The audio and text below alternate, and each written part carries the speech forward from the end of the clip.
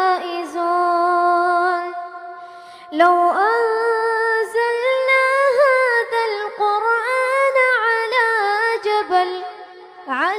جبل لرأيته.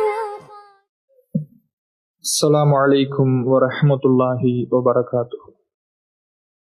கண்ணியத்திற்குரிய எல்லாம் வல்ல அல்லாஹ்வின் நல்லடியார்களே, சஹாபாக்களின் வாழ்வினிலே என்ற தலைப்பின் கீழாக தொடர்ச்சியாக நபித்தோழர்களுடைய வாழ்வில் நடந்த சில நிகழ்வுகளும் அது நமக்கு தருகின்ற பாடங்கள் என்ன, படிப்பினைகள் என்ன என்பதை பற்றி அறிந்து வருகிறோம். அந்த வகையில் நேற்றைய தினம் இஸ்லாத்திற்குள் நபித்தோழர்கள் எப்படி நுழைந்தார்கள், அவர்களிடத்தில் இஸ்லாம் எத்தகைய மாற்றங்களை ஏற்படுத்தியது, இஸ்லாத்தின் மூலமாக தங்களுடைய வாழ்க்கையை மாற்றி அமைத்து கொண்டவர்கள் அதை பிறருக்கு எத்தி வைக்க வேண்டும், எடுத்து சொல்ல வேண்டும் என்பதிலே எவ்வளவு அரும்பாடுபட்டார்கள் என்பன போன்ற தகவல்களையும், குர்ஆன் இறையச்சத்தின் ஊற்றுக்கண்ணாக இருக்கிறது, குர்ஆன் தான் எல்லா மனிதனுக்கும் மாற்றத்தை தரக்கூடிய வேதமாக இருக்கிறது, இறையச்சத்தை ஏற்படுத்தக்கூடிய வேதமாக இருக்கிறது என்பதை பற்றிய தகவலையும் நேற்றைய தினம் பார்த்தோம். அதன் இறுதியிலே நபிகள் நாயகம் ஸல்லல்லாஹு அலைஹி வஸல்லம் அவர்களுடைய காலத்தில் நாமும் வாழ்ந்திருந்தால் நாமும் தியாகம் செய்திருப்போம், நாங்கள் இதைவிட அதிகமாக உழைத்திருப்போம் என்ற கேள்வி நபித்தோழர்களுடைய காலத்தில் அவர்களிடத்தில் கேட்கப்பட்டது. அதற்கு அவர்கள் என்ன பதில் சொன்னார்கள் என்பதை அறிவோம் என்று சொல்லியிருந்தோம். அந்த தகவல் தொடர்பான செய்தி சஹீஹ் முஸ்லிமிலேயும் அதே போல முஸ்னத் அஹ்மதிலேயும் பதிவு செய்யப்பட்டிருக்கிறது. நபிகள் நாயகம் ஸல்லல்லாஹு அலைஹி வஸல்லம் அவர்களுடைய காலத்திற்கெல்லாம் பிறகு நபித்தோழர்களுடைய காலகட்டம். அப்போது நபித்தோழர்களுடைய காலகட்டத்தில் அவர்களை குறித்து அந்த காலத்தில் வாழக்கூடிய மக்கள் அவங்க நபித்தோழர்கள்ட்ட வந்து கேட்குறாங்க, நாங்கள் நபிகள் நாயகம் ஸல்லல்லாஹு அலைஹி வஸல்லம் அவர்களோடு தோழமை கொள்ளவில்லை, நீங்கள் ரசூலுல்லாஹுடைய காலத்தில் வாழ்ந்தீங்க, சஹிப்துமுஹு அவர்களோடு நீங்கள் தோழமை கொண்டீர்கள் அப்படிதானே அப்படிங்கிறார். ஒரு மனிதர் வராரு, ஹுதைஃபா ரலியல்லாஹு அவர்களுடைய சபைக்கு வருகிறார். வந்து அவரிடத்துல இது மாதிரியான ஒரு கேள்வியை கேட்கிறார். அப்ப ஹுதைஃபா ரலியல்லாஹு அவர்கள் சொல்லுகிறார்கள், ஆமா, நாங்க ரசூலுல்லாஹ்வோடு வாழ்ந்து அவர்களோடு தோழமை கொண்டோம். அப்போ அவர் திரும்ப அந்த மனிதர் சொல்லுகிறார், லவ் அதரக்து ரசூலல்லாஹ், நாங்கள் நபிகள் நாயகம் ஸல்லல்லாஹு அலைஹி வஸல்லம் அவர்களை அடைந்திருந்தால் நாங்கள் அவர்களை தரையில் நடக்கவே விட்டிருக்க மாட்டோம், அவர்களுக்கு இன்னும் நாங்கள் அதிகமாக பாடுபட்டிருப்போம், அவர்களை நாங்கள் தாங்கி இருப்போம் என்று சஹாபாக்களுடைய தியாகத்தை குறைத்து மதிப்பிடுகிற வகையில ஒரு மனிதர் வந்து சொல்றார். அப்ப ஹுதைஃபா ரலியல்லாஹு அவர்கள் அவருடைய வாழ்வில் நடந்த ஒரு கடினமான ஒரு சூழலை, கஷ்டமான ஒரு தருணத்தை அந்த மனிதருக்கு எடுத்து சொல்றார். நாங்க எவ்வளவு கஷ்டத்துல இருந்தோம் தெரியுமா, எவ்வளவு கடுமையான சூழ்நிலையில ரசூலுல்லாஹ்வுக்கு பக்கபலமா நின்றோம் தெரியுமா. அஹ்ஸாப் போர் அதற்கு எடுத்துக்காட்டு. இந்த அஹ்ஸாப் போர் என்பது கடுமையான குளிர்காலத்துல வந்த போர். குளிர்னா சாதாரண குளிர் அல்ல, அந்த குளிரில் அடிக்கக்கூடிய காற்றில் பாத்திரங்கள் கூட வைக்க முடியாது, உடைந்து விடும். கடுமையான குளிர், அந்த குளிர்காற்று மக்களை சித்திரவதை செய்யக்கூடிய அளவுக்கான குளிர்காற்றில் இருக்கக்கூடிய ஒரு நாளில் அஹ்ஸாப் போர் வந்தது. அந்த அஹ்ஸாப் போர் சமயத்துல நாங்கள் நபிகள் நாயகம் ஸல்லல்லாஹு அலைஹி வஸல்லம் அவர்களோடு இருக்கிறோம். அப்ப ரசூலுல்லாஹ் கேட்கிறாங்க, எதிரி கூட்டத்தினுடைய செய்தியை உளவறிந்து எங்களுக்கு தகவல் சொல்பவர் யார்? ரசூலுல்லாஹ் அறிவிப்பு செய்யறாங்க. சஹாபாக்கள் அமைதியா இருக்கிறாங்க. அமைதியாக அனைவரும் யாரை அல்லாஹ்வுடைய தூதரவர்கள் தேர்ந்தெடுப்பார்கள் என்ற எதிர்பார்ப்பிலே இருக்கிறார்கள். திரும்ப ரசூலுல்லாஹ் கேட்கிறாங்க. கடைசியில் நபிகள் நாயகம் ஸல்லல்லாஹு அலைஹி வஸல்லம் அவர்கள், யா ஹுதைஃபா, ஹுதைஃபாவே கும், நீ எழுந்திரி, நீ போ, எதிரி கூட்டத்தில் ஊடுருவு, அவர்களுடைய அணியில் நீ போய் கலந்து விடு, எதிரிகளுக்கு சந்தேகம் வருகின்ற வகையில் நடந்து கொள்ளாதே. அவர்களுடைய கூட்டத்தில் ஊடுருவு. இந்த குளிரில் நீ பயணிச்சு போ. அவர்கள் என்ன மனநிலையில் இருக்கிறார்கள், அவர்களுடைய பலம் என்ன, அவர்களுடைய பலவீனம் என்ன என்று அந்த படையினுடைய செய்தியை உளவறிந்து எடுத்துக்கொண்டு வா. என்னிடம் மட்டும்தான் சொல்ல வேண்டும். திரும்பி வருகிறவரை அந்த செய்தி குறித்து நீ யாரிடமும் பேசக்கூடாது என்று நபிகள் நாயகம் ஸல்லல்லாஹு அலைஹி வஸல்லம் அவர்கள் சொல்லி, இப்படி நீ செய்தியை கொண்டு வந்தீன்னா மறுமை நாளில் நீ என்னோடு இருக்கலாம், சொர்க்கத்துல மறுமையில என்னோடு நீ இருக்கலாம். இந்த கூலியையும் சொல்லி அனுப்புறாங்க. இந்த கூலி சொல்லப்பட்டா குளிர் தெரியுமா சஹாபாக்களுக்கு? அந்த குளிரை பொருட்படுத்துவார்களா? உளவறிய போறது சாதாரண விஷயம் அல்ல. எதிரி கூட்டத்துல எதிரி படையில உளவறிய போறாங்கன்னா உயிரை பணைய வச்சு போறாங்கன்னு அர்த்தம். ஏன்? எதிரிகள் தன்னுடைய கூட்டத்தில் அந்த எதிரணியை சார்ந்த ஒரு நபர் ஊடுருவி விட்டார் என்று தெரிந்தால் சாதாரணமா விட மாட்டாங்க. தனியா ஒரு ஆள் சிக்கின உடனே சித்திரவதை செய்வார்கள். இன்றைக்கும் அதே நிலைமைதான். சமீபத்தில் இந்த ரஷ்யா உக்ரைன் போர் நடந்த சமயத்தில் கூட நாம சமூக ஊடகங்கள் வாயிலாக, செய்தி ஊடகங்கள் வாயிலாக ஒரு செய்தியை பார்த்திருக்கலாம். இரு நாட்டுக்கும் போர் நடக்குது. ஒரு நாட்டினுடைய படை வீரர் இன்னொரு நாட்டு வீரர்கள் இடத்துல மாட்டிக்கிறார். ஆள் ஆஜானுபாகுவாக இருக்கிறார். அந்த படை வீரர், அந்த ராணுவ வீரர், அவர் இயல்புல அவருடைய தோற்றத்தை பார்த்தா ஆஜானுபாகுவா இருக்கிறார். நல்ல உயரம், நல்ல பாடி, நல்ல வெயிட். ஆனா எதிரியிடத்துல மாட்டின உடனே சித்திரவதை செஞ்சு அவர் அப்படியே உருக்கி ஆள் அப்படியே மெலிஞ்சு காணப்படுறார். அப்ப எவ்வளவு சித்திரவதைக்கு உள்ளாக்குவாங்க. ஏன்?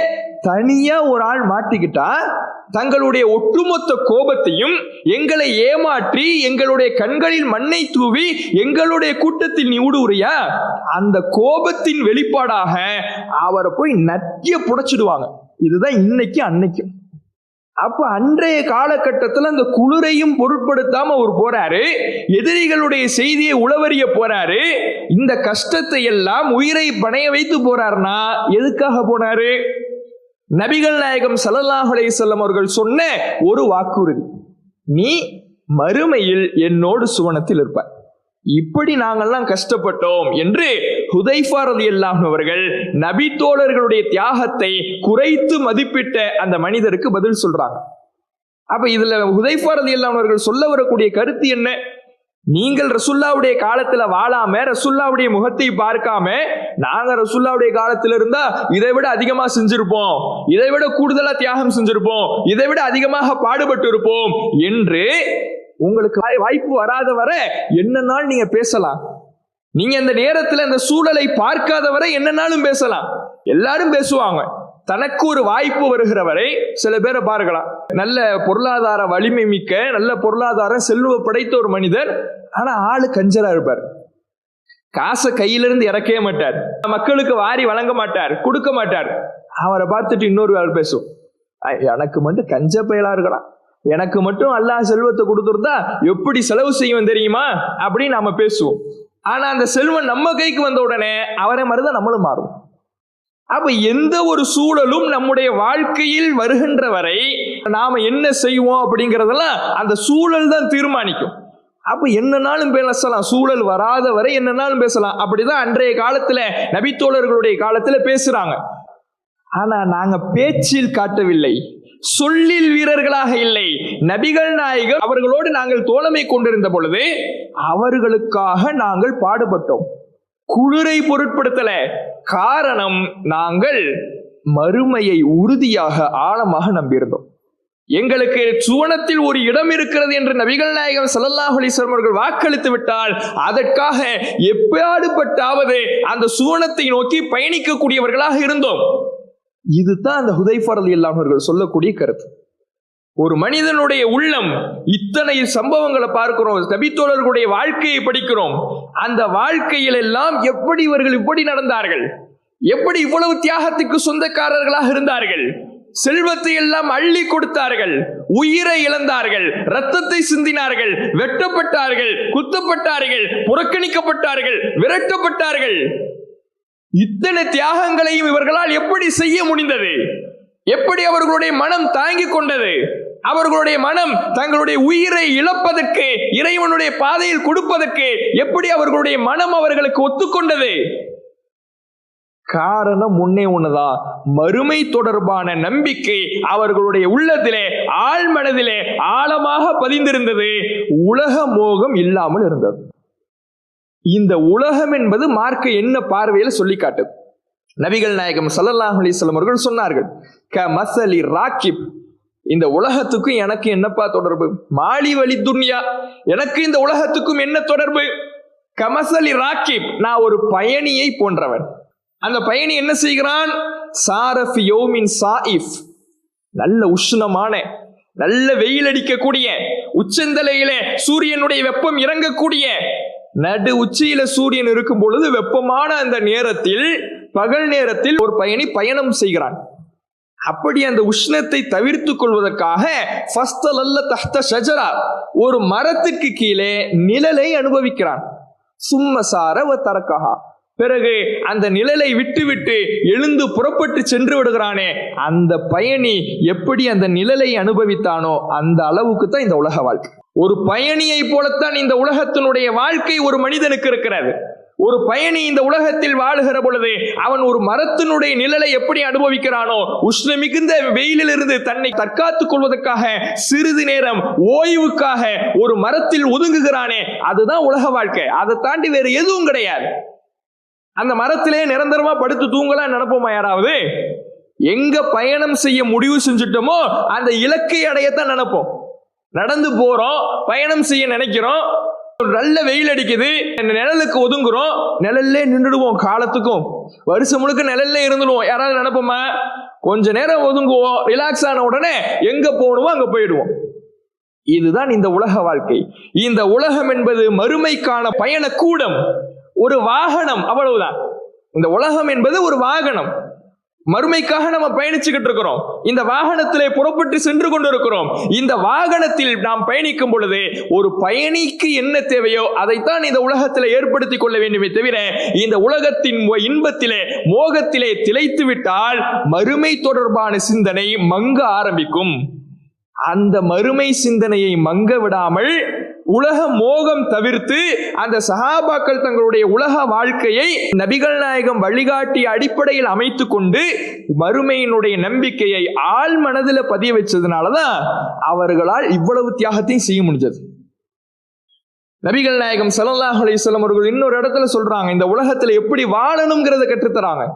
குன் ஃபித் துன்யா கஅன்னக கரீப் அவ் ஆபிர ஸபீல், இந்த உலகத்துல நீ வாழும் பொழுது ஒரு அந்நியனை போல வாழ், அல்லது பாதையை கடந்து போறவன மாதிரி வாழ். ஒரு வெளியூர் வாசி, நாம இங்க இருந்து வெளிநாட்டுக்கு போறாங்க. வெளிநாட்டுக்கு போகக்கூடியவர்கள் பல அரபு தேசங்களிலே போய் வாழ்றாங்க. வாழக்கூடியவர்கள் அங்கே தன்னுடைய சொந்த ஊர்ல இருந்த மாதிரி வாழ்வாங்களா? வாழ முடியுமா? அங்க எப்படி வாழ்றியா? அதுதான் இந்த உலக வாழ்க்கை. அந்நியன். இந்த உலக வாழ்க்கை உனக்கு சொந்தமானதல்ல. மறுமையை நீ நம்பி இருக்கிறாய் என்றால் மறுமைதான் நிலையானது, நிரந்தரமானது.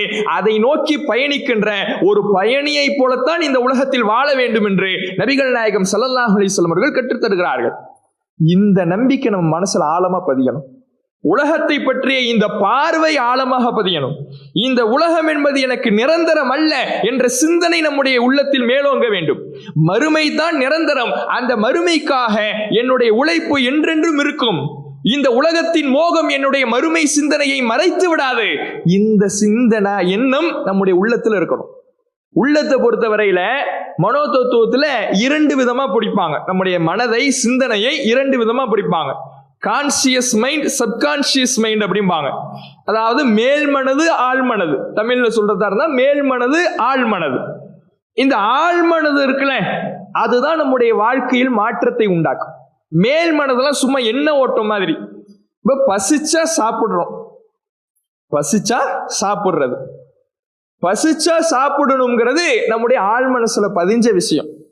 பசிக்குது, உடனே சாப்பாடு வேணும்னு மூளை சொல்லுது, போய் சாப்பிடுறோம். ஆனா என்ன சாப்பிடுறோங்கிற ஞாபகம் இருக்குல்ல, அது மேல் மனதோட தான் இருக்கும். அது ஆழ் மனசுல போய் பதியாது. அதனாலதான் நேத்து என்ன சாப்பிட்டீங்க, நேத்து நோன்பு திறந்துட்டு என்ன சாப்பிட்டீங்க மறந்துடுவோம். முந்தா நாள் என்ன சாப்பிட்டோம் மறந்துடுவோம். மேல்மனது எண்ணங்கள் என்பது கடந்து போகக்கூடியதாகத்தான் இருக்கும். ஆழ்மனதிலே பதிகின்ற விஷயம்தான் நம்முடைய வாழ்க்கையோடு பயணிக்கும். நம்மையும் அறியாமல் எதை ஆழ்மனதிலே பதிய வைத்து விடுகிறோமோ அதை நோக்கி நம்முடைய மனம் அழைத்து செல்லும். அப்போ நம்முடைய மறுமை தொடர்பான சிந்தனை மேல்மனது எண்ண ஓட்டங்களாக இருக்கக்கூடாது, ஆழ்மனதின் ஆழமான நம்பிக்கையாக மாற வேண்டும். நபித்தோழர்களுக்கு அப்படிதான் இருந்துச்சு. ஒன்றும் இல்லை, நம்ம ரசூலுல்லாஹ் நமக்கு நிறைய சோனத்து இன்பங்களை நமக்கு சொல்லித்தராங்க, கூலிகளை சொல்லித்தராங்க. ஒரு நாளைக்கு 12 ரக்காத்து தொழுதா உங்களுக்கு சுவனத்தில் ஒரு வீடு கட்டித்தரப்படும். இது ரசூலுல்லாஹ் சொல்லி தந்த கூலி தானே. இந்த கூலி இது மறுமையில அல்லாஹ் சொர்க்கத்துல தரான், இது தெரியுது. ஆனா இது ஆழ்மனது நம்பிக்கையாக மாறுகிற பொழுதுதான் இதை நோக்கி நம்முடைய செயல்பாடு தொடரும். இந்த உலக ரீதியாக இதே கூலி சொல்லப்பட்டுச்சுன்னு வைங்களேன். ஒரு பேச்சுக்கு ஒரு இஸ்லாமிய ஆட்சி இருக்குது. அந்த இஸ்லாமிய ஆட்சியில அந்த ஆட்சியாளர் அறிவிப்பு செய்யறார், நாங்க இந்த பள்ளிவாசல்ல டெய்லி வாட்ச் பண்ணுவோம், டெய்லி கண்காணிப்போம், யாரெல்லாம் தொழுவறீங்க அட்டெண்டன்ஸ் எடுப்போம், யாரெல்லாம் சுன்னத் தொழுவறீங்க அட்டெண்டன்ஸ் எடுப்போம். இப்படி ஒரு வருஷத்துக்கு 12 ரக்காத்து சுன்னத்து டெய்லி விடாம அதிகப்படியாக யார் தொழுது இருக்கிறீங்கன்னு பார்த்து வருஷ கடைசியில அவங்களுக்கு மெயின் ஏரியால ஒரு வீடை கட்டி சாவிய பரிசா கொடுத்துருவோம். இப்படி அறிவிக்கிறாங்க. கண்ணு முன்னாடி கூலிய தராங்க. ஒரு வீட்டை கட்டி நீங்க டெய்லி 12 ரக்காத் தொழுவுங்க, உங்களுக்கு அந்த பரிசை நாங்க வீட்டை கட்டி சாவியை உங்க கையில கொடுத்துருவோம். சும்மா இருப்போமா? இந்த வீடு கட்டுறதுக்காக தானே நான் ஓடி ஓடி உழைக்கிறேன். சொந்தமா ஒரு வீடு வாங்கணுங்கிறதுக்காக தானே குடும்பத்தை பிரிஞ்சு ஊரை பிரிஞ்சு என் பிள்ளைய பிரிஞ்சு வெளிநாட்டுல போய் கிடக்குறேன், வெளியூர்ல வந்து கிடக்குறேன். நான் உழைக்கிறேன், கஷ்டப்படுறேன், வேர்வை சிந்துறேன், ரத்தம் சிந்துறேன், ஈஸியா வீடு வருதே அப்படின்னு நினைச்சு எல்லாரும் அதுல போய் விரைவோம். ஏன்? அந்த கூலி கண்கூடாக தெரிகிற பொழுது அது நம்முடைய மனதில் ஒரு மாற்றத்தை, ஒரு உந்துதலை ஏற்படுத்துகிறது.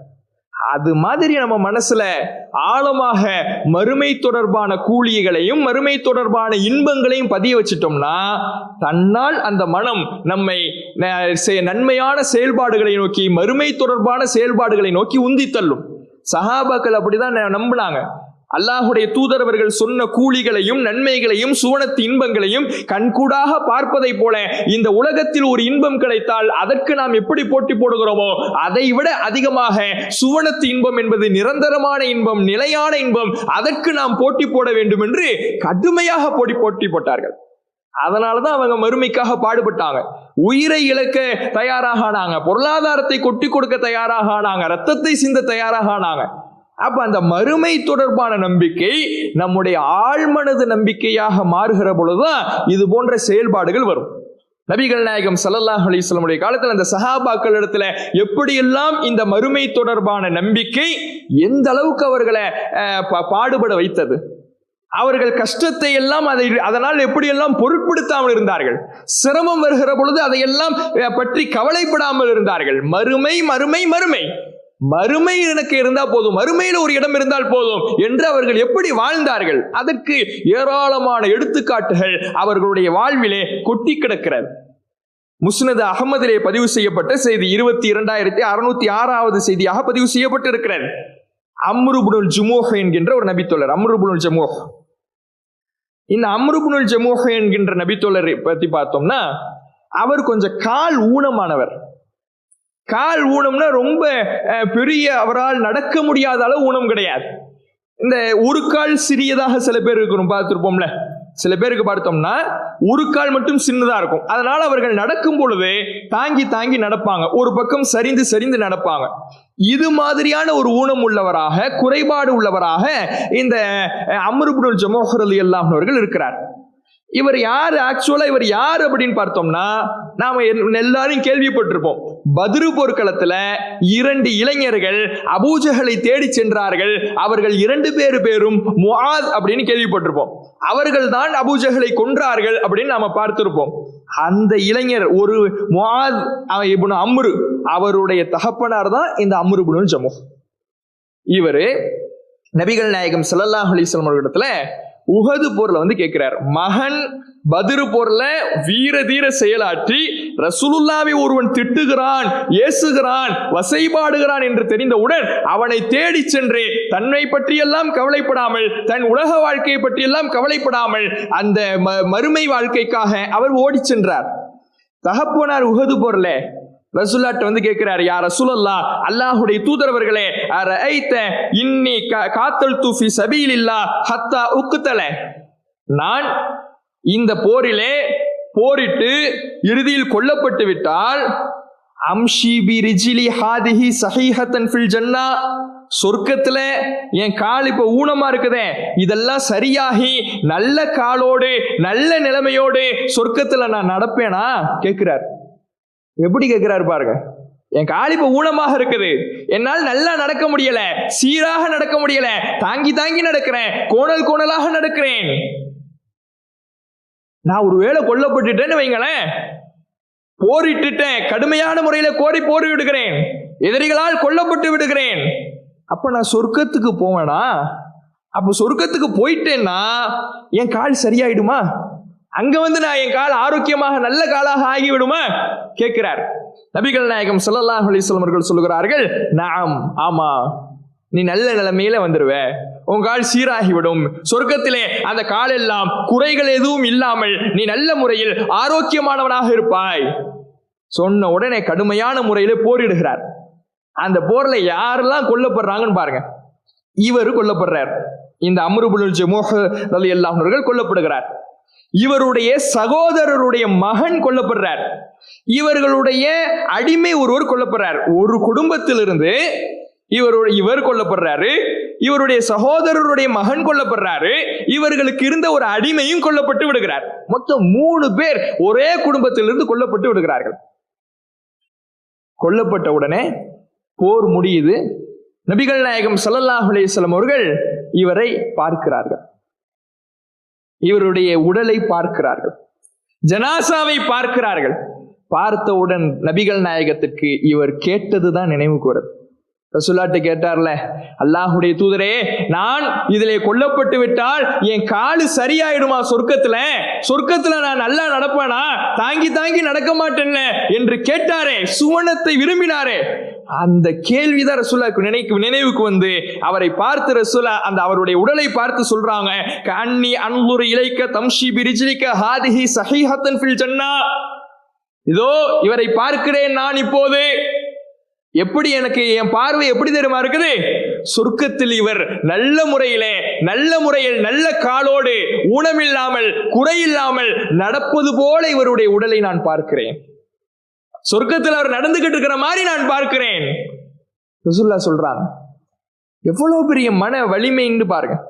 உடலில் ஊனம் இருந்தாலும், உடலில் குறை இருந்தாலும், மன வலிமையில, ஈமானில், மறுமை நம்பிக்கையில், நான் சுவனத்துக்கு செல்ல வேண்டும் என்கின்ற ஆசையில் எந்த குறையும் வைக்காதவராக வாழ்ந்திருக்கிறார். சொர்க்கத்துக்கு போகணுங்கிறது நாம எல்லாரும் ஆசைப்படுறோம்ல. சொர்க்கத்துக்கு போகணுங்கிற ஆசை அவருக்கு இருக்கிற மாதிரியே நமக்கும் இருக்குது. அவருக்கு இருந்துச்சு சொர்க்கத்துக்கு போகணுங்கிற ஆசை. ஆனால் அவருக்கு இருக்கிற ஆசைக்கும் நமக்கு இருக்கிற ஆசைக்கும் என்ன வித்தியாசம்னா, அவருக்கு இருந்த ஆசை ஆழ்மனது ஆசையாக அவரை அந்த சுவனத்துக்கு எந்த காரியங்கள் அழைத்து செல்லும் என்று நபிகள் நாயகம் சொன்னார்களோ அதை நோக்கி ஈடுபடக்கூடியவராக அவரை மாற்றியது. நம்முடைய ஆசை மேல்மனது எண்ணங்களாக, கடந்து போகிற எண்ணங்களாக, களைகின்ற மேகங்களாக நம்முடைய வாழ்க்கையில் களைந்து போய்விடுகிறது. எல்லாருக்கும் ஆசை இருக்குது. ஒரு முஸ்லீம் பேர்ல அப்துல்லாவா இருக்கிறாரு, பேர்ல முகமதா இருக்கிறாரு, பள்ளிவாசலுக்கு பக்கம் மலைக்கு கூட ஒதுங்கினது கிடையாது. அவர் வாழ்க்கையை பார்த்தோம்னா எல்லாம் ஹராம், சிகரெட்ல இருந்து தண்ணியில இருந்து எல்லாம். அவர்கிட்ட போய் கேளுங்க, பேர்ல அப்துல்லா, அவ்வளவுதான்.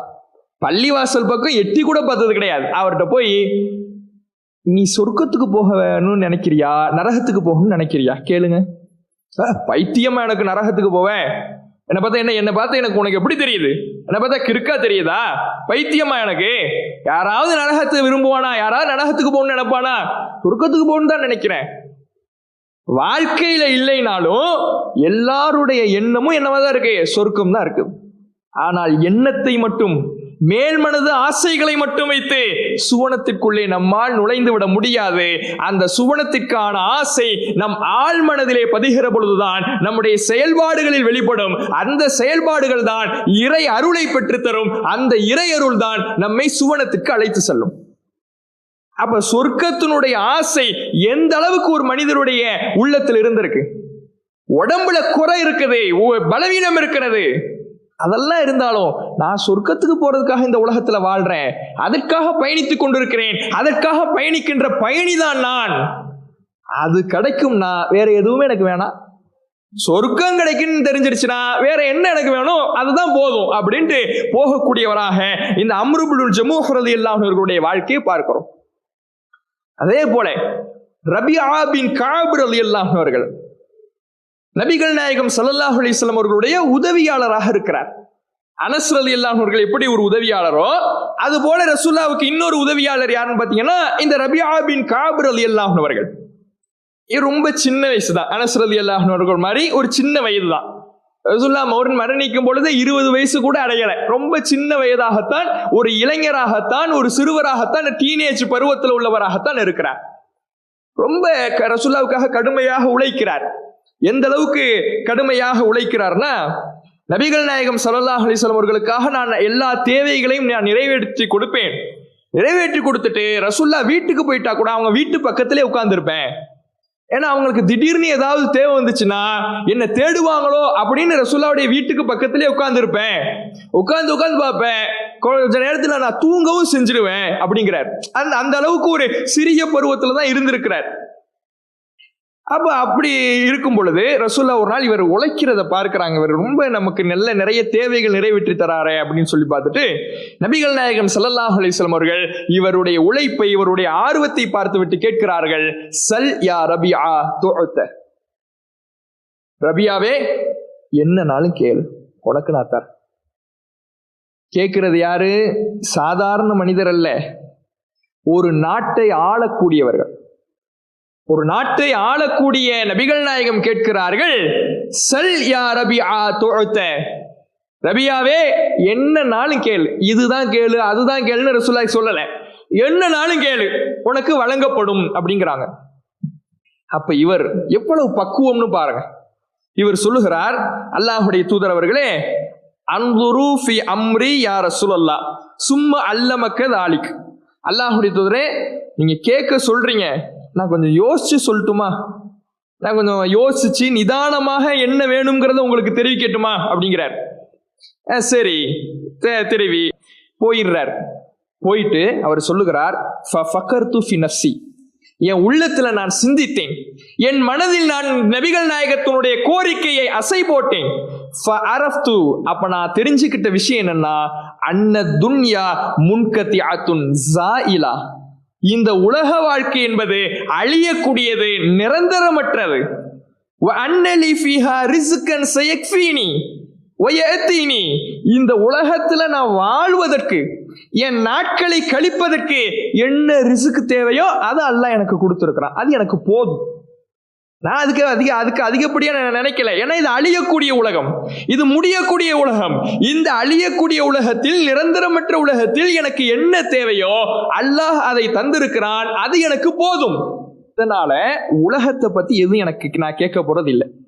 உலகத்துல அதை கொடுங்க, இதை கொடுங்க, செல்வத்தை கொடுங்க, பொருளாதாரத்தை கொடுங்க, எனக்கு ஒரு வீட்டை கட்டி கொடுங்க, எனக்கு அந்த வசதி ஏற்படுத்தி கொடுங்க, இப்படி நான் கேட்க போறது இல்லை. அஸ்அலு ரசூலுல்லாஹி ஸல்லல்லாஹு அலைஹி வஸல்லம் லி ஆখিরাতি, நபிகள் நாயகத்திடத்தில் என் மறுமை வாழ்க்கைக்காக நான் கேட்க போகிறேன். ஏனென்றால் ஃபஇன்னஹு மினல்லாஹ், அவர்கள் அல்லாஹ்வின் தூதர், அல்லாஹ்விடமிருந்து வந்தவர்கள். அல்லாஹ்விடமிருந்து வந்தவர் என்கின்ற பொழுது அந்த அந்தஸ்தை நான் மனதில் வைத்து, அவர் ஒரு ஆட்சியாளர் என்று நான் பார்க்கவில்லை, நாட்டின் அரசர் என்று பார்க்கவில்லை, ஜனாதிபதி என்று பார்க்கவில்லை, நான் அவர்களை அல்லாஹ்வுடைய தூதர் என்று பார்க்கிறேன். இந்த உலகம் தொடர்பாக நான் கேட்டால், இந்த உலகம் தான் அழியக்கூடியது, அதுல எனக்கு கேட்டு எந்த பிரயோஜனமும் இல்லை. கேட்பது என்னிடத்தில், கோரிக்கையை என்னிடத்தில் கேட்க சொல்வது நபிகள் நாயகம், அவர்கள் மறுமைக்காக வழிகாட்டுபவர்கள், அதனால் நான் மறுமை தொடர்பாக கேட்கிறேன் என்று சொல்லிட்டு ரசூலுல்லாஹ்ட்ட வரார். ரசூலுல்லாஹ் கேட்கிறாங்க, என்னப்பா யோசிச்சிட்டியா? யோசிச்சுட்டு சொல்றேன், யோசிச்சிட்டியா? யோசிச்சுட்டு அல்லாஹ்வுடைய தூதரே, அஸ்அலுக அன் தஷ்ஃபஅலி இலா ரப்பிக். எனக்கு நான் என்ன உங்கள்கிட்ட கேட்கிறேன்னா, எனக்காக ரப்பிடத்துல அல்லாஹ்விடத்துல நீங்க பரிந்துரை செய்யுங்க. ஃபயுஅத்திகனி மினன் நார், பரிந்துரை செய்து நரகத்திலிருந்து என்ன காப்பாற்றுங்க. அது எனக்கு போதும். உங்கள்கிட்ட நான் கேட்கக்கூடியது அதான்.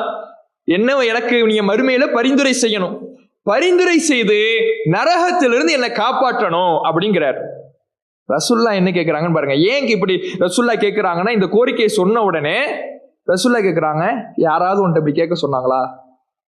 நீயே கேட்கறியா? யாராவது கேட்க சொன்னாங்களா? ஏன்? அவர் சின்ன வயது, இளம் வயது, இளம் மொட்டு, இளம் வயதாக இருக்கக்கூடியவர் உலகத்தின் ஆசையை பத்தி எதுவும் கேட்கல, ஆடம்பர வாழ்வை கேட்கல, வசதியை கேட்கல. அவர் கேட்பது மறுமையை கேட்கிறார், சுவனத்தை கேட்கிறார், நரகிலிருந்து பாதுகாப்பை கேட்கிறார். இதை பார்த்தவுடன் நபிகள் நாயகத்திற்கு ஆச்சரியமாக இருக்கிறது. ஆச்சரியத்தில் கேட்கிறார்கள், நீயாக கேட்கிறாயா? யாராவது கேட்க சொன்னாங்களா? இல்லையா அல்லாஹ்வுடைய தூதரே, நானா தான் கேட்கிறேன். நேற்று போய் ஃபுல்லா யோசிச்சேன். நீங்க மறுமைக்காக வழிநடத்துபவர், அதனால் மறுமைக்காக கேட்டால் தான் பொருத்தமாக இருக்கும். நான் உலகத்துக்காக கேட்க போவதில்லை, உலகம் அழியக்கூடியது என்று எனக்கு தெரியும் என்று சொன்ன உடனே நபிகள் நாயகம் ஸல்லல்லாஹு அலைஹி வஸல்லம் அவர்கள் கொஞ்ச நேரம் அமைதியா இருக்கிறாங்க. ஃபஸமத ரசூலுல்லாஹ் தவீலன், ஒரு நீண்ட நேரம் நபிகள் நாயகம் ஸல்லல்லாஹு அலைஹி வஸல்லம் அவர்கள் அமைதியாக இருந்துவிட்டு நபிகள் நாயகம் ஸல்லல்லாஹு அலைஹி வஸல்லம் சொல்றாங்க, சரி, நீ சொர்க்கத்துல என்னோடு இருப்ப, என்னோடு இருக்கணும்னு ஆசைப்படுற, என்னோடு இருப்ப. ஆனா அதுக்கு நீ ஒண்ணு செய்யணும். ஃபஇன்னி அலா நஃப்ஸிக பி கஸ்ரத்தி சுஜூத், அதிகமாக நீ தொழு. அந்த தொழுகையின் மூலமாக நான் அல்லாஹ்விடத்துல பரிந்துரை செய்றேன், அதன் மூலமாக நீ சொர்க்கத்துல என்னோட இருக்கலாம். இப்படி நபிகள் நாயகம் ஸல்லல்லாஹு அலைஹி வஸல்லம் சொல்றாங்க. சிந்திச்சு பாருங்க, அந்த இளைஞருடைய மனதில் மறுமை தொடர்பான சிந்தனை, மறுமை தொடர்பான ஆசை எப்படி இருந்திருக்கிறது. உலகத்தை பற்றிய அவருடைய ஆசை இல்லை, உலக கவர்ச்சியிலே, உலக மோகத்திலே திளைக்கவில்லை. மறுமையில் சொர்க்கம் செல்ல வேண்டும், அந்த சுவனம் தான் என்னுடைய இலக்கு. அதை பெறுவதற்கு ஒரு வாய்ப்பு கிடைத்தால் அந்த வாய்ப்பை எப்படி பயன்படுத்திக் கொள்ள வேண்டுமோ அப்படி பயன்படுத்திக் கொள்ளுகிறேன் என்று வாழ்ந்திருக்கிறாரு. இன்னைக்கு அப்படி இளைஞர்களை பார்க்க முடியுமா? ஒன்னும் இல்ல, தகப்பனார் கேட்கிறாரு, உனக்கு என்னடா வேணும்? என்ன சொல்லுவாங்க? அப்ப எனக்கு ஒரு குர்ஆன் வாங்கித்தாங்க, நான் ஓதுறேன். இப்படி யாராவது பார்க்க முடியுமா? அப்படி சொன்னா வாப்பாவே சிரிப்பார், என்னடா புதுசா அப்படிம்பார். அப்படிதான் இருக்கு நிலைமை. ஏதாவது வேணும்னு கேட்டா, எனக்கு ஒரு ஐபோன் வேணும், எனக்கு ஒரு டியூக் பைக் வேணும். எதுக்கு? அதுலதான் 100க்கு மேல போகலாம். 100க்கு மேல போய் நீயும் செத்து அடுத்தவனையும் சாவடிக்க போற. அதான் நடக்குது. இந்த டியூக்குன்னு ஒரு பைக்கு கண்டுபிடிச்சு வேகமா போறான். அவன் எங்க போறான்னு அவனுக்கும் தெரியாது. பெட்ரோல் தகப்பனார் பைக்கை தகப்பனார் வாங்கி கொடுத்துறாரு, பெட்ரோலு போட்டு கொடுக்கறாரு. இவனுக்கு என்ன கவலை? போறான், எங்க போறான்னு தெரியல, வேகமா போறான். போய் இவன் செத்தாலும் பரவாயில்ல, எதிர்த்தவரை அப்பாவிய சாவடிக்கிறானே, ஒண்ணுமே தெரியாம வந்துகிட்டு இருப்பாரு. இவன் போய் மோதிர வேகத்துல இவனும் அவுட்டு, அவனும் அவுட்டு தான் நடக்குது இந்த உலகத்துல. இளைஞர்களுடைய வேகம், இளைஞர்களுடைய முயற்சி, இளைஞர்களுடைய ஈடுபாடு எல்லாம் இந்த உலகத்தின் இன்பத்திலே திளைத்து, உலக மோகத்திலே திளைத்து, இறை வழிபாட்டை, இறைவனிடத்தில் செய்யக்கூடிய நன்மைகளை மறந்து விடுகிறார்களே. வாங்க சொன்னால் பள்ளிவாசல்களுக்கு வேகம் எடுக்கின்ற இளைஞர்கள் எத்தனை பேர் இருக்கிறார்கள்? பைக் எடுத்துட்டு ஊர் ஃபுல்லா சுத்துற இளைஞர்கள் எத்தனை பேர் இருக்கிறாங்க? சிந்திச்சு பாருங்க. ஆனால் அன்றைக்கு இருந்த இளைஞர் ரபியா பின் காப் ரலியல்லாஹு அவர்கள், அவருடைய மனம் எப்படி இருந்திருக்கு? உலகம் அழியக்கூடியதுன்னு எனக்கு தெரியும் அல்லாஹ்வுடைய தூதரே, அதனால உலகத்துல எனக்கு எந்த வசதியும் வேண்டாம், வாய்ப்பும் வேண்டாம், மறுமைக்காக கேட்கிறேன், எனக்கு சொர்க்கத்துக்கு வாக்களிங்க, சொர்க்கத்துல உங்களோட இருக்கணும், அதுக்கு நான் என்ன செய்யணும் அதை சொல்லித்தாங்க. இப்படி கேட்கிறார் என்றால் மறுமையின் நம்பிக்கை ஆழ் மனதிலே இருந்தது. வெறும் ஆசையாக இல்லை, வெறும் கலைகின்ற மேகக்கூட்டங்களாக இல்லை. அவருடைய உள்ளத்தில் உறுதியாக, ஆழமாக, ஆழ விருட்சமாக அந்த நம்பிக்கை வேரூன்றி இருந்ததினால்தான் இப்படி அந்த சுவனத்தை நோக்கி தன்னுடைய செயல்பாடு அவர் அமைக்க முடிந்தது. இவர் மட்டுமல்ல, இன்னும் நிறைய நபித்தோழர்களை நாம பார்க்கலாம். ஒரு இளைஞரை பார்த்துட்டோமா, இன்னொரு முதியவர், முஸ்னத் அபி யஅலா அப்படிங்கிற ஹதீஸ் கிரந்தத்துல 3413வது செய்தியாக பதிவு செய்யப்பட்டிருக்கு.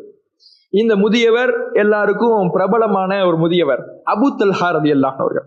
ரசூலுல்லாஹ்வுடைய காலத்துல ஒரு இளைஞர், ஆனால் ரசூலுல்லாஹ்வுடைய காலத்துக்கு பிறகு அபூபக்கர் ரலியல்லாஹு அன்ஹுடைய ஆட்சி, உமர் ரலியல்லாஹு அன்ஹுடைய ஆட்சி எல்லாம் முடிந்த பிறகு நடக்கக்கூடிய ஒரு நிகழ்வு.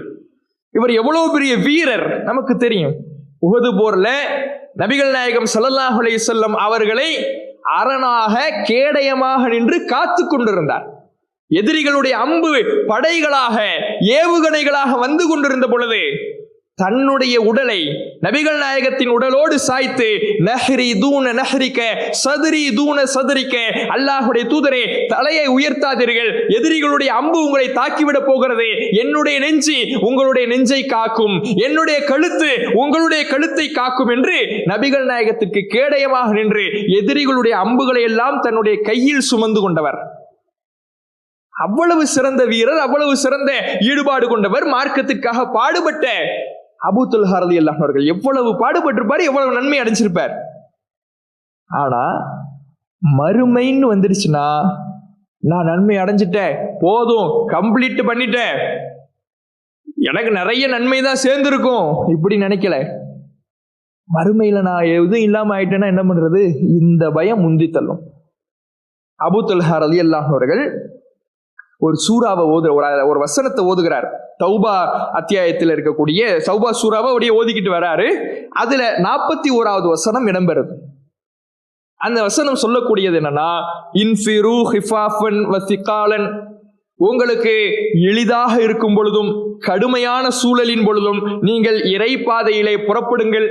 வஜாஹிது பி அம்வாலிக்கும் வ அன்ஃபுசிக்கும் ஃபீ சபீலில்லாஹ், அல்லாஹ்வுடைய பாதையிலே உங்களுடைய பொருளாலும் உங்களுடைய உயிராலும் பாடுபடுங்கள். ஸாலிக்கும் கைருக்கும் இன் குன்தும் தஅலமூன், நீங்கள் உறுதியாக அறிவீர்கள் என்றால் இதுதான் உங்களுக்கு நன்மை, சிறந்தது. அல்லாஹ்வுடைய பாதையில புறப்படுங்க, இறைவனுடைய பாதையில பாடுபடுங்க, பொருளால பாடுபடுங்க, உடலால பாடுபடுங்க, உயிரால் பாடுபடுங்கள், அதுதான் நீங்கள் அறிவீர்கள் என்றால் சிறந்தது. இந்த வசனத்தை படிக்கிறார். இவர் இதெல்லாம் செஞ்சுட்டார். இவர் செய்யாதவரா? புதுசா இவர் செஞ்சுட்டார். ரசூலுல்லாஹ்வுடைய காலத்துல பைருஹாங்கிற அற்புதமான தோட்டத்தை நபிகள் நாயகத்திடத்தில் வந்து கொடுத்து, அல்லாஹ்வுடைய தூதரே, இந்த பொருளாதாரத்தை நான் அல்லாஹ்வுடைய பாதையிலே செலவழிப்பதன் மூலமாக அதன் நன்மையை அடைய விரும்புகிறேன். பொருளால் பாடுபடுகிறார். தன்னுடைய உடல் உழைப்பால் அல்லாஹ்வுடைய தூதர் அவர்களை அரணாக நின்று காத்து பாடுபடுகிறார். ஆனா அவருக்கு பத்தல. அல்லாஹ் சொல்லிட்டா, எளிதாக இருக்கும் பொழுதும், உனக்கு லேசா இருக்கும் பொழுதும், நிலைமை நல்லா இருக்கும் பொழுதும் நீ பாடுபடு, கஷ்டமா இருக்கும் பொழுதும் பாடுபடு, அது உனக்கு சிறந்தது, நிறைய நன்மையை பெற்றுத்தரும். இந்த வசனத்தை படிச்ச உடனே அவர் சொல்றார், அலா அரா ரப்பி யஸ்தன்ஃபிருனி ஷாபன் வ ஷேகன், நான் இளைஞனாக இருக்கின்ற பொழுது நிலையிலையும் இப்பொழுது முதியவனாக இருக்கின்ற நிலையிலையும் என்னுடைய இறைவன் என்னை உந்தி தள்ளுகிறான். எனவே ஜஹிசூனி, என் அருமை மகன்களே, நான் போருக்கு போகணும், எனக்காக ஏற்பாடு பண்ணுங்கிறார். முதியவராயிட்டார், மகன்கள் இருக்கிறார்கள், அந்த மகன்களுக்கு கட்டளை இடுகிறார், ஜஹிசூனி, நான் அல்லாஹ்வுடைய பாதையில பாடுபடணும், எனக்கு தயார் செய்யுங்க. அந்த நேரத்தில் ஒரு போர் வருகிறார். கடல் மார்க்கத்தை, கடல் பயணத்தை தாண்டி அந்த போருக்கு போகணும். அந்த போருக்கு எனக்கு ஏற்பாடு பண்ணுங்கப்பா, நான் போகணும், நான் நன்மையை அடையணும். யாரு? அவ்வளவு உச்சபட்ச தியாகங்களை செய்தவர். பத்தல. மறுமையினுடைய நம்பிக்கை ஆழமாக உள்ளத்தில் இருக்கிற பொழுது இப்படிதான்.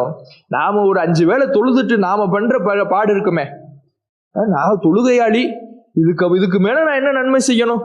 ஒரு வருஷம் நோன்பு பிடிச்சிட்டு நாம பண்ற வேலையெல்லாம் இருக்கணுமே. நோன்பு பிடிச்சிட்டா ஏதோ அல்லாஹ் நமக்கு வந்து சொர்க்கத்தை நாடிட்டாங்கிற மாதிரி போய் பேசுறது என்ன, புறம் பேசுறது என்ன? நோன்புல ஒழுங்கா இருக்கிறாங்களா? சில பேரை பார்க்கிறோம், வேதனையாக இருக்கிறது. ஃபஜருக்கு பாங்கு சொல்றதுக்கு முன்னாடி வேகமா பைக் எடுத்துக்கிட்டு போறான். எல்லாம் இளைஞர்கள். எங்கடா போறான்னு பார்த்தா ஒரு டீ கடைக்கு போய் சிகரெட்டு. ஏன் வேகமா ஏன் வந்தானா? பாங்கு சொல்லிடுவாங்களாம். செய்யறது அறாம். இது எதுக்கு நீ வேகமா வர? என்ன பிரயோஜனம்? பாங்கு சொல்றதுக்கு முன்னாடி ஒரு சிகரெட் குடிச்சிடணுமா? நோம்பு திறந்துட்டு வேகமா போறான். என்ன பார்த்தா இந்த பாங்கு சொல்லிட்டாங்களா, நோம்பு முடிஞ்சிடுச்சுல, அடுத்து ஒரு தம்மு, 2 தம்மு இல்லைன்னா எல்லாரும் இருக்க முடியாது. இப்படி இருக்குது. ஆனா இவருடைய நிலையம் பாருங்க. ஒரு நோம்பு பிடிச்சிட்டு சிகரெட் என்ன, பொய் என்ன, புறம் என்ன, வியாபாரத்துல பொய் என்ன, நாம ஒரு நன்மை செஞ்சுட்டா அதுதான் நம்ம கடைசி வரையும் நினைச்சிடறோம். அப்படியான ஒரு மனப்பாங்க நமக்கு வந்துடுது. ஒரு தர்மத்தை செஞ்சுட்டா நிறைய நன்மையை சேர்த்துட்டோங்கிற மாதிரி நினைக்கிறோம். ஆனா அவ்வளவு பெரிய தியாகி, அவ்வளவு பெரிய தியாக செம்மல்.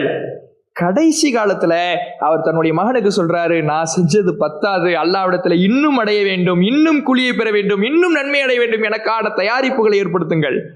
மகன்கள் சொல்றத பாருங்க. கஸவ்த மஅ ரசூலில்லா ஹத்தா மாத், ரசூல்லா மௌத்தாகிற வரை அவங்களோட நீங்க போர் செஞ்சீங்க, சரி. வகஸவ்த மஅ அபூபக்கர் ஹத்தா மாத், அபூபக்கர் ரலியல்லாஹு அவர்கள் மௌத்தாகிற வரை அவரோடையும் நீங்க போர் செஞ்சிட்டீங்க. வகஸவ்த மஅ உமர், உமர் ரலியல்லாஹு அவர்களோடையும் போர் செஞ்சிட்டீங்க. ரசூலுல்லாஹ்வோடையும் போர் செஞ்சாச்சு, அபூபக்கர் ரலியல்லாஹு அவர்களோடையும் போர் செஞ்சீங்க, உமர் ரலியல்லாஹு அவர்களோடையும் போர் செஞ்சீங்க. இனிமே நாங்க பாத்துக்கிறோமே, இனிமே நாங்க பாத்துக்கிறோமே, நாங்க பாடுபடுறோமே, நீங்க விசாம இருங்களேன், கொஞ்சம் வீட்டுல இருங்களேன், வயசாயிடுச்சு, கொஞ்சம் பொறுமையாக இருங்களேன், அல்லாஹ் உங்களுக்கு கூலியை கொடுப்பான். இப்படி அவருடைய மகன்கள் சொல்றாங்க. விடலவர் எனக்கு ஏற்பாடு பண்ணுங்கப்பா, என்னால இருக்க முடியாது அப்படிங்கிறார். அவங்க ஏற்பாடு பண்ணி கொடுக்கறாங்க. போறார். கடல் பயணத்துல அந்த கடல் பயணம் தாங்க முடியாம அவர் என்ன பண்ணிடுறாருன்னா வஃபாத் ஆயிடுறாரு. வஃபாத் ஆகி அவங்க அந்த பயணம் நீண்ட நேரம் பயணம். இவர் மௌத்தாகியும் ஒரு வார காலம் இவர் அடக்கம் பண்ண முடியல. ஏன்னா கரையே இல்லைங்கிறதுனால ஒரு வாரத்துக்கு பிறகுதான் கரையே பார்க்கிறாங்க. அதனால ஒரு வாரம் கழிச்சுதான் இவர் அடக்கமே பண்ண முடிகிறது என்று அந்த செய்தியிலே முஸ்னத் அபி அலாவிலே பதிவு செய்யப்பட்டு இருக்கிறது. சிந்திச்சு பாருங்க. முதுமை நமக்கெல்லாம் வயசாயிடுச்சு, நாம செய்ய வேண்டியதெல்லாம் ஆரம்ப காலம் நம்ம தௌஹீத்வாதி, நம்ம செய்ய வேண்டிய பணியெல்லாம் செஞ்சு முடிச்சிட்டோம், இனிமே அடுத்து வரக்கூடியவங்க பார்த்துங்க, இப்படி ஒதுங்கலை. நான் பாடுபட்டேன், நபிகள் நாயகத்தோடு பாடுபட்டேன், அபூபக்கர் ரலியல்லாஹு அவர்களோடு பாடுபட்டேன், உமர் ரலியல்லாஹு அவர்களோடு பாடுபட்டேன். என்னுடைய பாடுபடுதல் முடிந்து விட போவதில்லை. நான் சுவனத்திற்காக பாடுபடுகிறேன் என்கின்ற பொழுது என்னுடைய சுவனத்திற்கு என் இறுதி நிலை தான் அழைத்து செல்லும். என் இறுதி நிலையிலையும் முதிய வயதிலையும் நான் அல்லாஹுடைய பாதையிலே பாடுபட்டு கொண்டே இருப்பேன், என்னுடைய முயற்சி இருந்து கொண்டே இருக்கும் என்று அந்த அம்ர் இப்னுல் ஜமூஹ் ரலியல்லாஹு அவர்கள் தன்னுடைய வாழ்க்கையை அமைத்துக் கொண்டார் என்ற தகவலை பார்க்கிறோம். இவ்வளவு பெரிய சிந்தனைன்னு பாருங்க. மறுமை நம்பிக்கை, இதுதான் மறுமையினுடைய ஆழமான நம்பிக்கை. எல்லா நிலையிலையும் அந்த மறுமையினுடைய நம்பிக்கை என்பது, அந்த மறுமைக்காக பாடுபடுவது என்பது இருந்துகிட்டே இருக்கணும். அல்லாஹ்வுடைய வழிபாடுகள்ல ஈடுபடலாம்ல. சொர்க்கத்தை எந்த காரியங்கள் பெற்றுத்தரும் என்று நபிகள் நாயகம் ஸல்லல்லாஹு அலைஹி வஸல்லம் அவர்கள் சொல்லி இருக்கிறார்களோ அந்த காரியத்தில் நம்முடைய நேரங்களை செலவழிக்கலாம்ல. உலகத்துக்கு எவ்வளவு நேரங்களை செலவழிக்கிறோம், உலக காரியங்களுக்கு, உலக விஷயங்களுக்கு எவ்வளவு நேரம் செலவழிக்கிறோம். ஒரு ட்ரெஸ் எடுக்கிறது, ஒரு ஜவுளி கடை உள்ள புகுந்துட்டா எவ்வளவு நேரத்தை செலவழிக்கிறோம். அதிலும் குறிப்பாக பெண்கள், ஜவுளி கடைக்கு பெண்கள் போயிட்டாங்கன்னா வெளியில கூட்டு வர முடியுமா? அந்த கடையில வேலை பார்க்கிறவன் நொந்து போயிடுவான். அவ்வளவு முயற்சி, அவ்வளவு நேரத்தை செலவழிக்கிறோம்ல. மறுமைக்காக நம்முடைய நேரத்தை செலவழிக்கலாமே. ரத்தத்தை சிந்தினாங்க, செல்வத்தை இழந்தார்கள், பசியோடு பட்டினியோடு பாடுபட்டார்கள், இளமை முதுமை என்ற வயது வித்தியாசம் பார்க்காமல் பாடுபட்டாங்க. நாம நேரத்தை கொடுப்போமே. நேரத்தை அல்லாஹ்வை நம்முடைய சுவனத்தினுடைய வழியை பெருக்குவதற்காக, மெருகூற்றிக் கொள்வதற்காக நம்முடைய நேரத்தை ஒதுக்கி வியர்வையை சிந்துவோமே. ரத்தத்தை சிந்துறது அடுத்தது கட்டும், வேர்வையை சிந்துறோமா, உழைக்கிறோமா, பாடுபடுறோமா? சிந்திச்சு பாருங்க. இந்த படிப்பினைகளை, மறுமை தொடர்பான ஆழமான நம்பிக்கை நம்மிடத்தில் இருக்க வேண்டும் என்ற படிப்பினையை இந்த செய்திகள் நமக்கு தருகிறது. இன்னும் என்ன எவ்வளவு கஷ்டம்னு பாருங்க. சஹாபாக்களாக வாழ்ந்திருக்கிறாங்கன்னா அவங்களுடைய வாழ்க்கை சாதாரணமானதல்ல. கண்ணீர் வரக்கூடிய வரலாறு. தபுக் போர் என்பது சிரமத்தினுடைய படை, கடுமையான சிரமம், பஞ்சம், பட்டினி, பஞ்சம் நிலவக்கூடிய நாட்கள், வறட்சியான நாட்கள், தண்ணி இல்லை, உணவு இல்லை.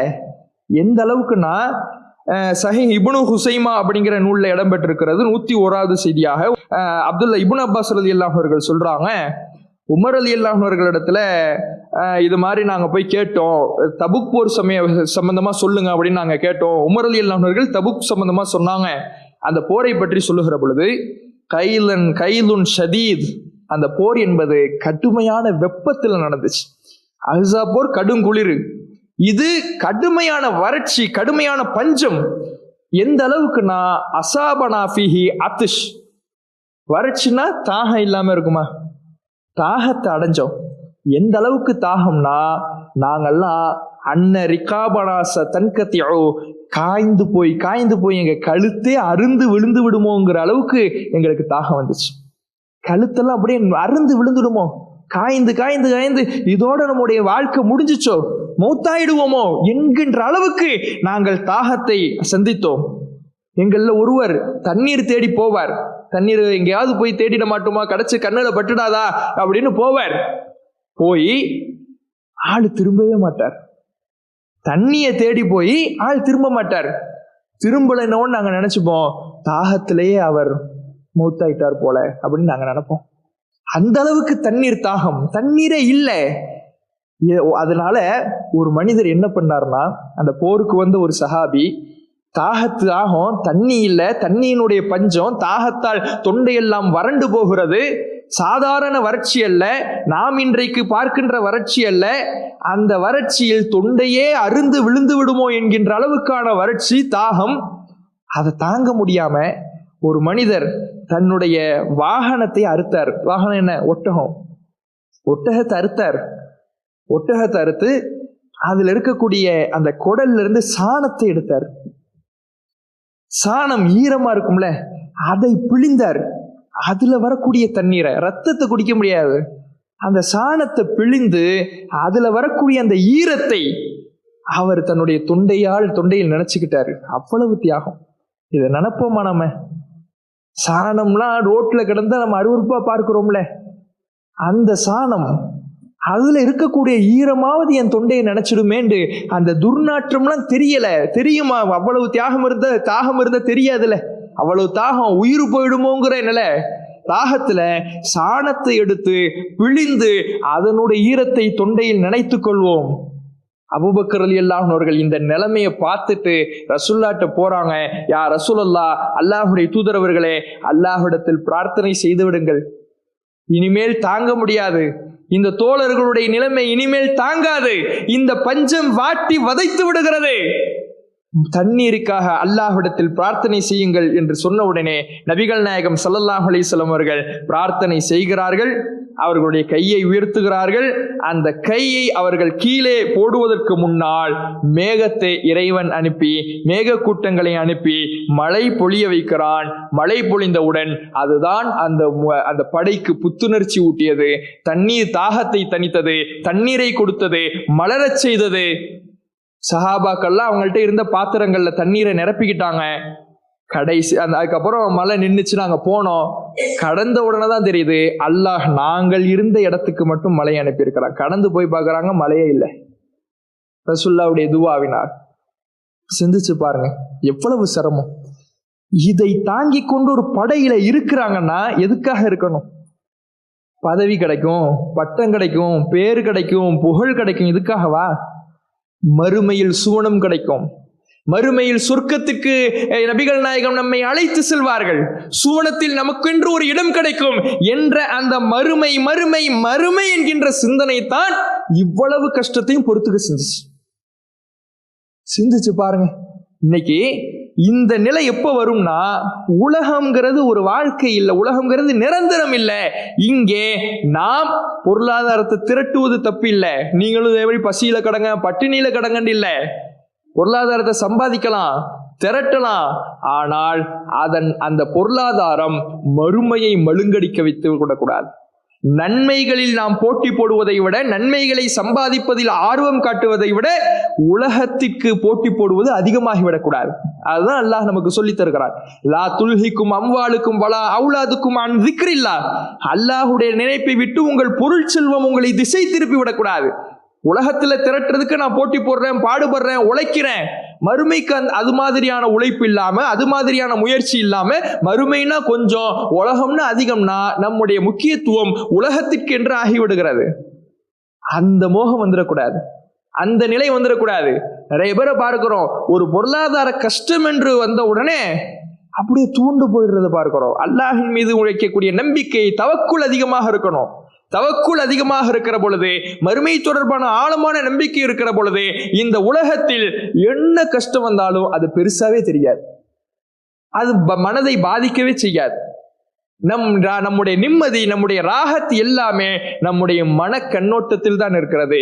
அந்த மனக்கண்ணோட்டம் மறுமை தொடர்பான நம்பிக்கை ஆழமாக பதிந்து விடும் என்றால் நம்முடைய உலகமும் ராகத்தா இருக்கும், மறுமைக்கான பயணமும் நம்முடைய வாழ்க்கையில் அது பட்டுக்கு தன்னால் நடக்கும்.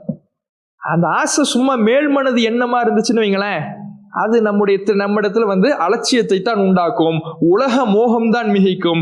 உலக மோகத்தை தவிர்த்துட்டு மறுமையின் நம்பிக்கை ஆழ்மனதில் ஆழமாக பதிகிற பொழுதுதான் நம்முடைய செயல்பாடுகள் மறுமைக்காக இருக்கும், வழிபாடுகளில் இருக்கும், நன்மைகளை சேகரிப்பதில் இருக்கும்.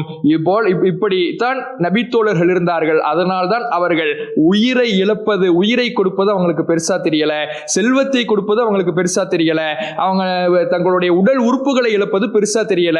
காரணம், மறுமை தொடர்பான ஆழமான நம்பிக்கை இருந்தது, உலக மோகம் தவிர்த்திருந்தார்கள். அதை நம்முடைய வாழ்க்கைக்கு பாடமாக, படிப்பினையாக எடுத்துக்கொண்டு நம்முடைய மறுமை நம்பிக்கையை ஆழமாக நாம் நம்பக்கூடியவர்களாக, அதன் கூலிகளை கண்கூடாக பார்ப்பதை போல நம்பிக்கை கொள்ளக்கூடியவர்களாக இருக்க வேண்டும் என்று சொல்லி எனது உரை நிறைவு செய்கின்றேன்.